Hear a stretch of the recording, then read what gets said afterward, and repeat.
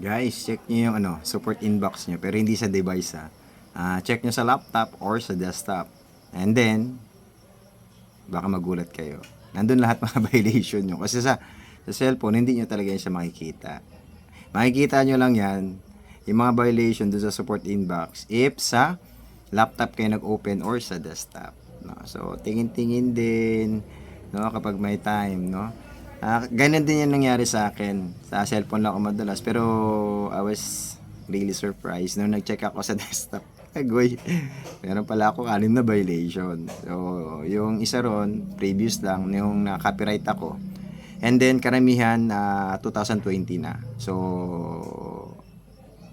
doon ako nayari. Pero, ginawa ko agad ng paraan na binura ko na rin naman na yun. So, once again, check your support inbox on your laptop or desktop.